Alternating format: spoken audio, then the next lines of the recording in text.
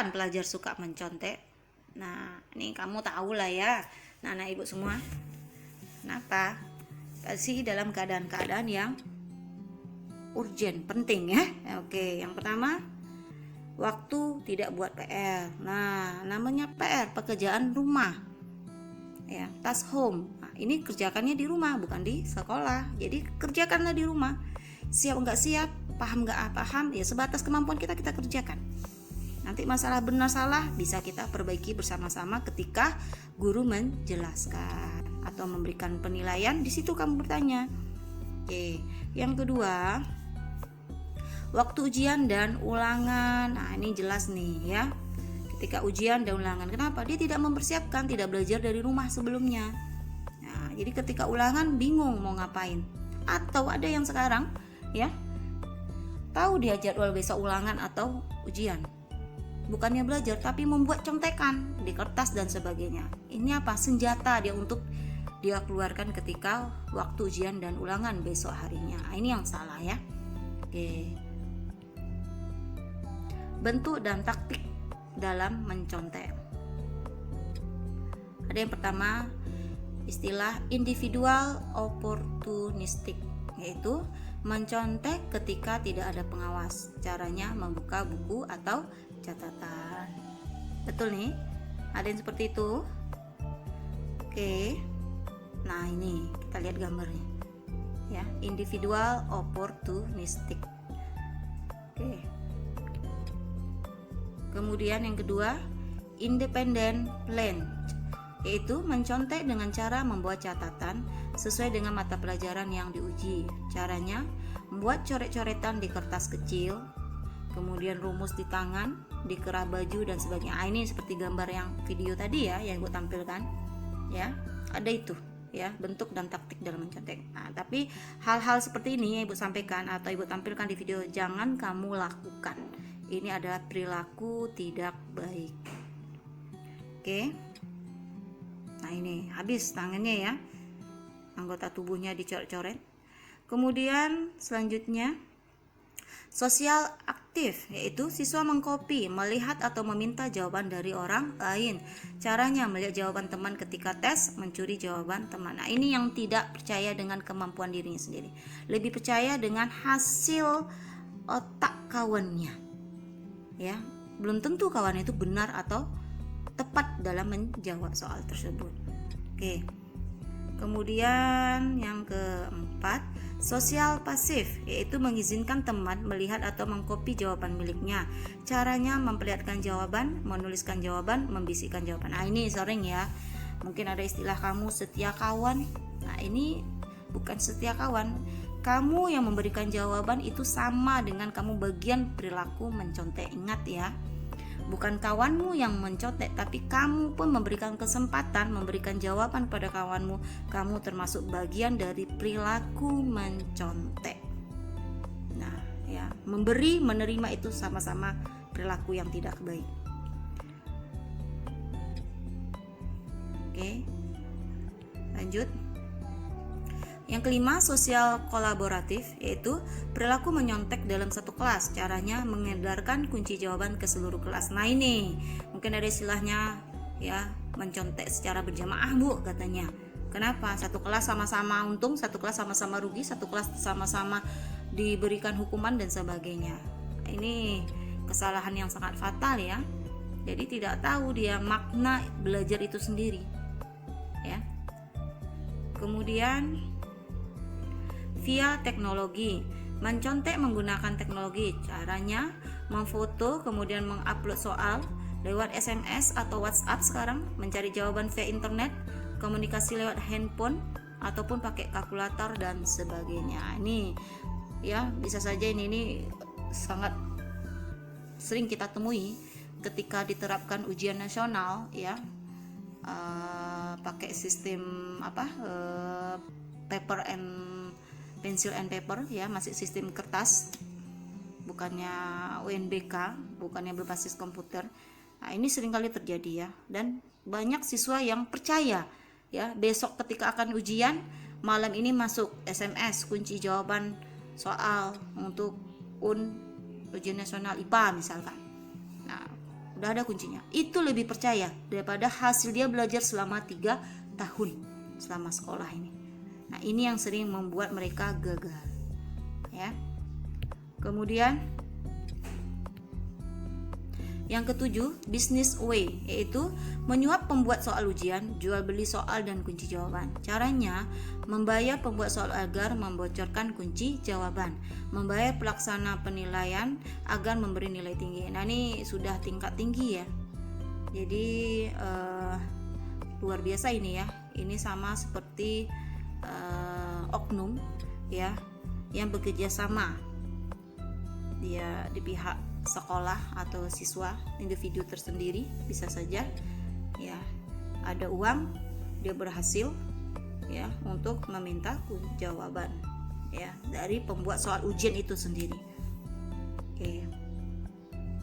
Oke, kita lihat dampak negatif perilaku menyontek pada siswa. Terus secara jangka pendeknya, yang jelas yang pertama akan dibenci guru. Kenapa? Guru tidak percaya lagi kemampuan kita. Kenapa? Karena siswa itu tidak jujur. Tidak jujur dalam perilaku, tidak jujur dalam bersikap ya. Oke. Kamu memperoleh nilai tinggi tiba-tiba, guru itu sudah mulai catatan tersendiri, mulai dari proses belajar. Ya, ketika guru masuk kelas menerangkan materi sehingga akan pada waktunya memberikan soal untuk ujian, itu sudah ada nilai tersendiri dari guru. Jadi jangan kita berbuat curang, menipu diri kita sendiri ya. Kenapa? Karena guru itu masing-masing punya catatannya kepada siswa yang ada dia temui dalam kelas belajar dia. Yang kedua, jika ketahuan tidak dapat meneruskan ujian atau memperoleh nilai 0, tidak ada artinya ya. Jelas kamu akan remedi seperti ini. Kemudian ketiga, ujian sendiri secara terpisah. Nah, malu ya. Kenapa? Karena kita beda sendiri dengan kawan-kawan yang lain. Yang keempat, mempermalukan diri sendiri ya, jelas ya. Tanamkan terus rasa malu kita dimanapun kita berada. Oh, saya lakukan ini, apa ya akibatnya untuk saya? Jadi ini membuat warning ya, atau lampu merah untuk kita dalam bersikap. Kemudian yang kelima, akhirnya akan dibenci teman. Kenapa? Teman tidak suka pada kawan yang tidak jujur. Ya, menipu diri sendiri, menipu orang lain dan juga menipu orang tuanya. Kemudian jadi bahan gosip. Si Anu pada pelajaran ini dikeluarkan, kenapa? Dia rupanya ketahuan nyontek. Nilainya selama ini karena bukan hasil usaha sendiri, karena jadi kawan-kawan pun akan mulai mengucilkan kita. Yang ketujuh, membuat malu orang tua. Ini jelas ya, sehingga nanti akan laporan dari sekolah ke orang tua bagaimana proses belajar anaknya selama ini di sekolah. Kemudian ke-8, jika hasil contekan ternyata salah, kerugian berlipat-lipat. Ya jelas ya.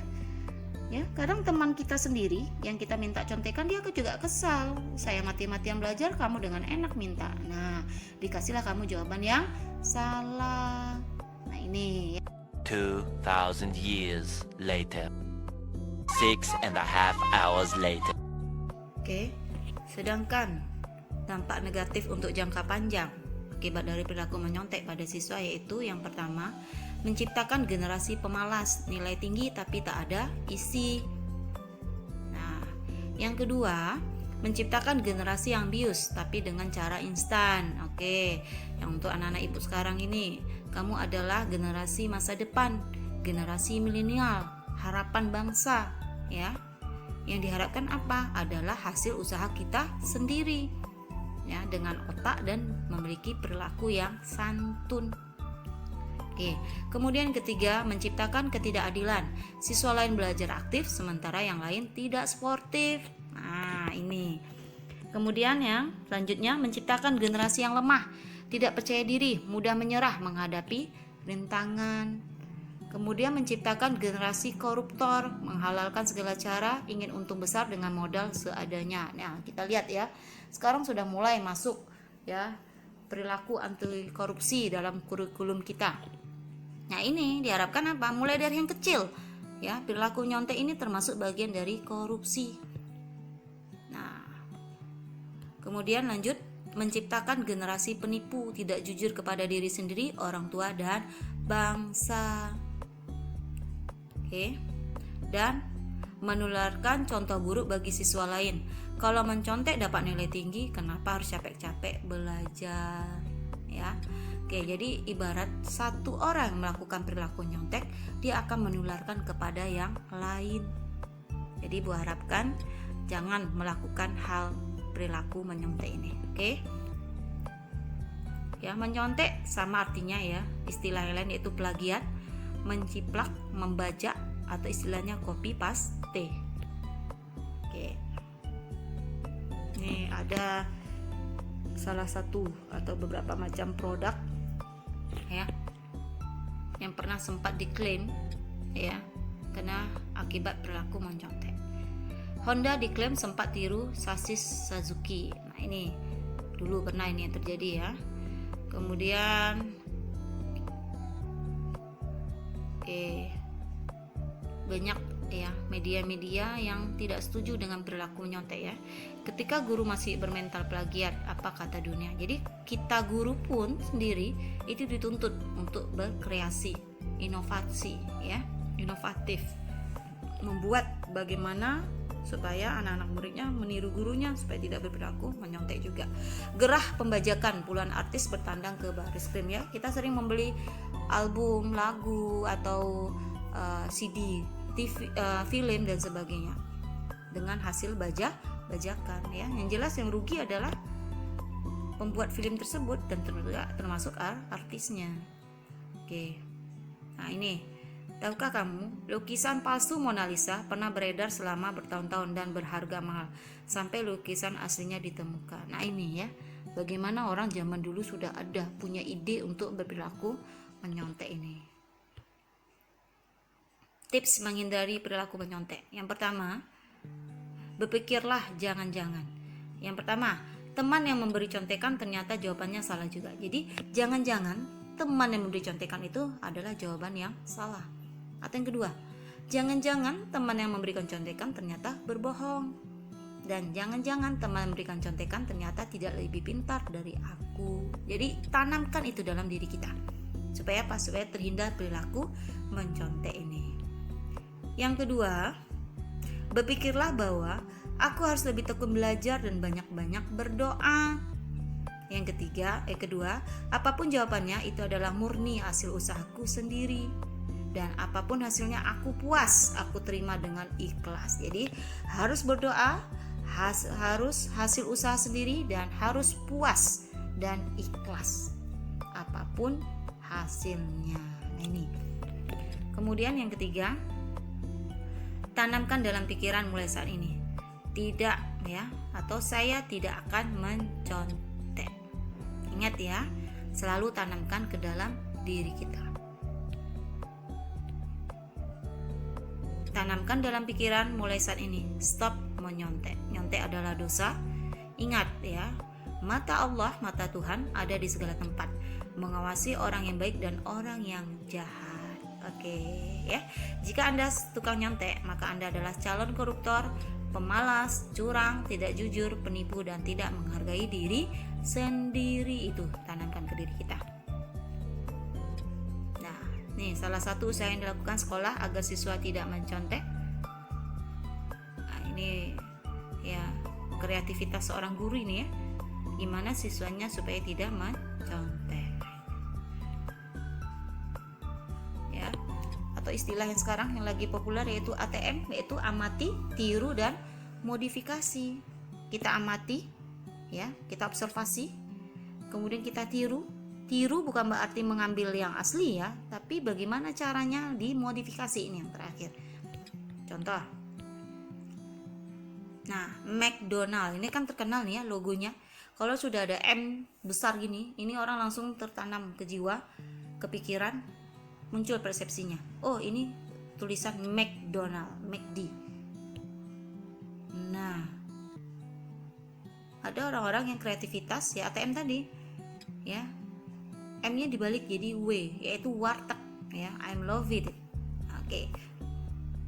Nah ini ya, jadi simbol-simbol atau lambang seperti ini yang bisa kita modifikasi. Atau seperti ini. Logo PSM Makassar diambil dari logo Arsenal. Atau ini KFC, kolonel, pria yang berjenggot dengan modifikasi seorang ibu yang parubaya juga. Nah ini ya, Unilever ya, kita lihat, atau Axis Bank, Gucci, Chanel. Nah ini hampir mirip ya, tapi mereka mau modifikasi. Ini termasuk perilaku ATM ya, amati, tiru, dan modifikasi. Ini bukan perilaku mencontek ya, tapi dia bagaimana mengkreativitas, inovasi. Nah, oke. Yang menyontek tak diajarkan di surga, tak diujikan di neraka, dan tak diluluskan di dunia. Ayo hidup jujur. ATM boleh. Kalau budaya mencontek sudah menjadi hal yang dianggap biasa, maka yang di pepatah ya, banyak orang akan mati di tangan para dokter yang lulus karena curang. Nah, coba kamu bayangkan, nilainya selama ini hasil mencontek. Dia menjadi seorang dokter dan kita berobat sama dia ketika dia sudah menjadi seorang dokter. Ya, atau banyak gedung akan roboh di tangan para arsitek yang lulus karena curang. Nah, bangunan yang dibuatnya ternyata hasil contekan. Ya, dia tidak tahu bagaimana mempelajari ilmu ya ketika di sekolah dan lulus menjadi seorang arsitek, membuat bangunan. Bayangkan saja bangunan itu akan roboh. Kemudian banyak perusahaan akan bangkrut di tangan karyawannya yang lulus karena curang. Negara akan hancur di tangan para pemimpin yang lulus karena curang. Nah ini ya, korupsi tadi. Hukum akan diperjualbelikan di tangan para penegak hukum yang lulus karena curang. Kenapa bisa dijual beli? Kemudian agama akan menjadi jualan murah di tangan para pemuka agama yang lulus karena curang. Ini tadi, ini yang bahaya ya. Jadi ditanamkan dari dini, dari kamu sekarang ini, dari kamu belajar saat ini, sehingga nanti diharapkan ketika kamu menjadi orang, menjadi cita-cita yang kamu inginkan, kamu menjadi orang yang jujur, lulus karena menjadi orang yang terbaik, bukan karena yang curang, tapi menjadi orang yang jujur. Oke, cukup sekian materi Ibu hari ini. Mudah-mudahan ya memberikan manfaat yang banyak untuk siswa Ibu, para peserta didik Ibu, dan mau berperilaku yang jujur. Mari kita terapkan perilaku yang jujur, tinggalkan perilaku menyontek tersebut. Oke, baiklah, Ibu akhiri dengan Assalamualaikum warahmatullahi wabarakatuh.